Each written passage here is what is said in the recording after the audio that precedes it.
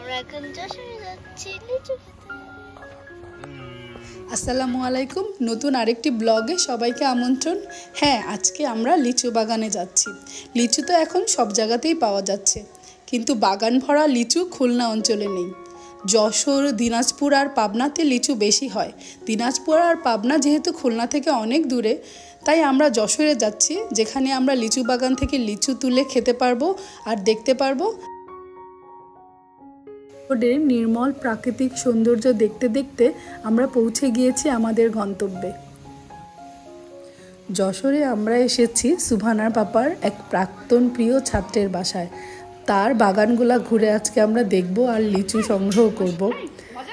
তার বাড়িতে আসা উপলক্ষে আর এক ছাত্র এসে হাজির শিক্ষকের সঙ্গে দেখা করতে। এ যেন ছাত্র শিক্ষকের এক মিলন মেলা।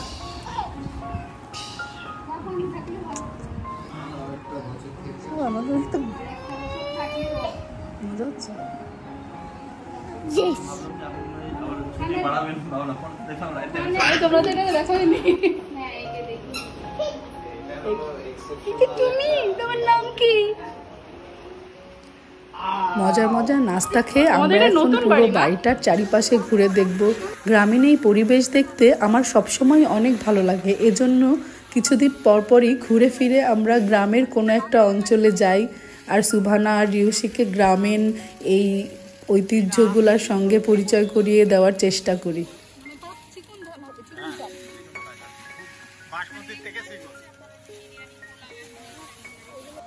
রিউশি আর সুবহানাও এখানে এসে গরু, ছাগল, হাঁস, মুরগি দেখে এতটাই খুশি যে খুশিটা আসলে আমরা শহরের জীবনে ওদের দিতে পারি না। মা, তোমার নাতনিকে দেখো, খুশিতে অস্থির। তুমি আমাকে একটা শক্স দিছিলে নাকি?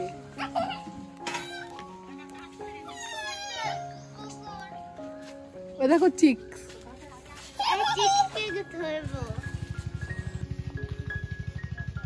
সুভা, কোথায় এসেছো? লিচু বাগানে। অবশেষে আমরা সেই কাঙ্ক্ষিত লিচু বাগানের দিকে যাচ্ছি। সুবহানার প্রথমবারের মতো লিচু গাছ থেকে লিচু পেড়ে খাবে। এটা একটা আশ্চর্য অনুভূতি সুবহানার জন্য। সুবহানা অনেক বেশি এক্সাইটেড লিচু গাছ থেকে লিচু পাড়ার জন্য।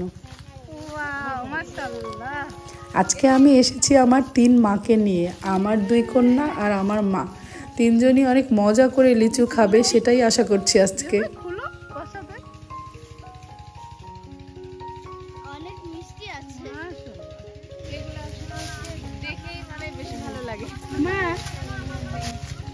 কি খুশি হচ্ছ?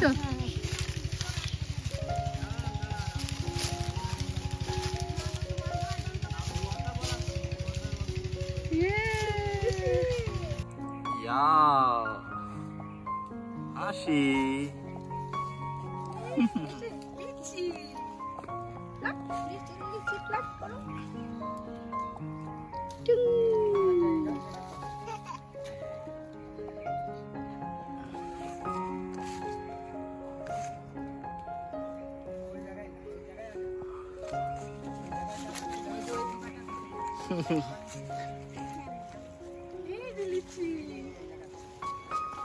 এদিকে এদিকে, ওয়াও, ও হ্যাঁ, ভেরি গুড। আসো একটু এদিকে, এইদিকে। দেখো,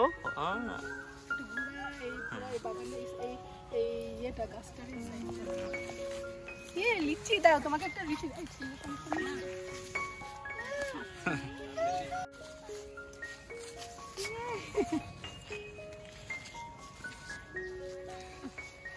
আসো, আমরা এই পাশটা ঘুরে দেখি। আসো আসো।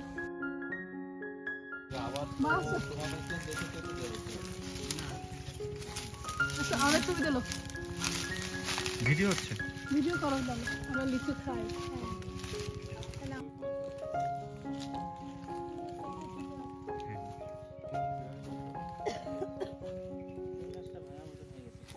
আজকে আমাদের সাথে আছে প্রাক্তন 3 প্রিয় শিক্ষার্থী গালিব, অন্তরা আর আবু বকর।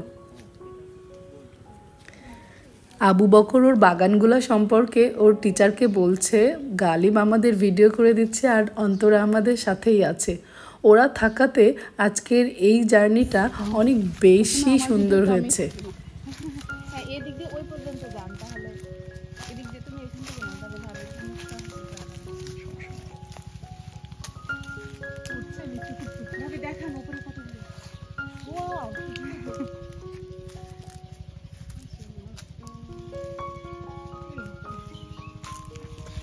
তোমাদের ওইদিকের গাছগুলোতে আরো এরকম করে থাকে তো না? হ্যাঁ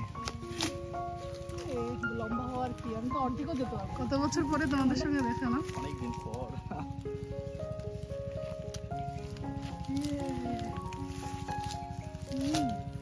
এটা তো মজা আছে। এটা মিষ্টি আছে। এটা মিষ্টি আছে? এটা মনে হয় মিষ্টি। এটা দেখো তো মিষ্টি। হ্যাঁ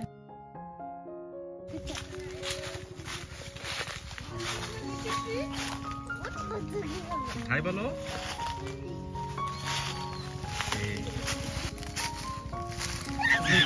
বাবার কাছে আছো? এটা লিচুর জন্য মিষ্টি বলছিল। এই যে আমার লিচুটা। লিচু ধরো। দামি দামি এরকম। হ্যাঁ কিন্তু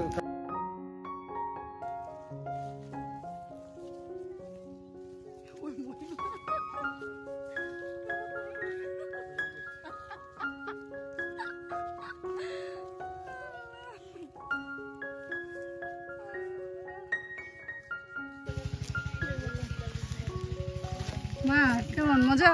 খাও খাও।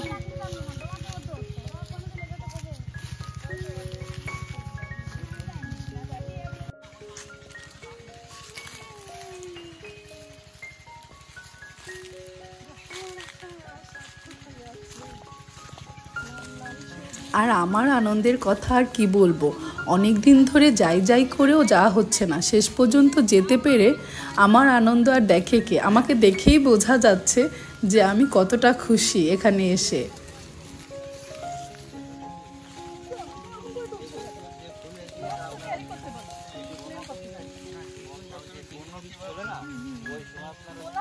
বিক্রির পর স্যার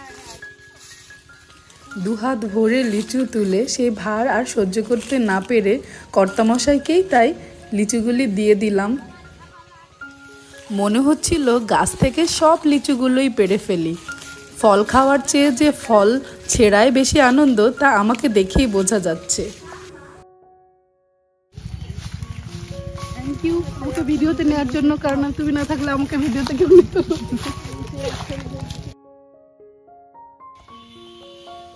লিচু বাগানে ঘোরাঘুরির এক ফাঁকে আমরা আরেকটি সুন্দর জায়গা দেখতে গিয়েছিলাম।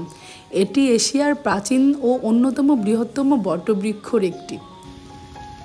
জায়গাটি যশোরের খুব কাছে, ঝিনাইদহ জেলার কালীগঞ্জ। মূল বটবৃক্ষ যদিও এখন নেই, কিন্তু তার শাখা প্রশাখা থেকে যে বটবৃক্ষগুলি রয়েছে সেগুলো অনেক প্রাচীন। জায়গাটা সত্যি খুব সুন্দর। আপনারা কেউ চাইলে সহজেই ঘুরে আসতে পারবেন এবং জায়গাটা দেখে আপনারা মুগ্ধ হবেন।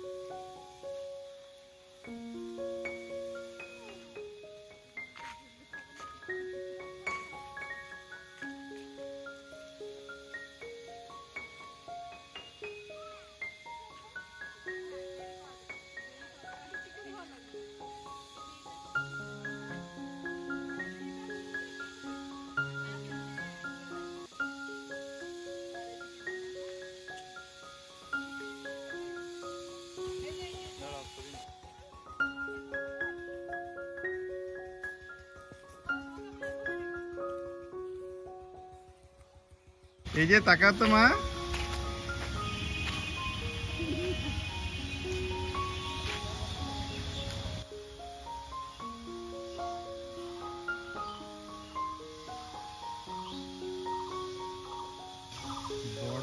গাছের যে ঝুলন্ত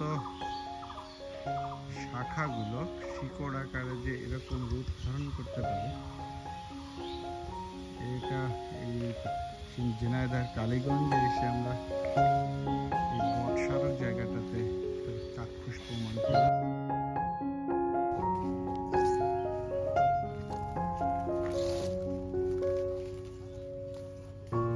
সারাদিন লিচু বাগানে ঘোরাঘুরি করে এখন বাড়ি ফেরার পালা। তাই আমাদের পছন্দ মতো গাছ থেকে লিচু সংগ্রহ করে আমরা যাতে সহজেই গাড়িতে করে নিতে পারি, সেজন্য আমরা আমাদের গাড়িটাকেই লিচু বাগানের মধ্যে নিয়ে এসেছি।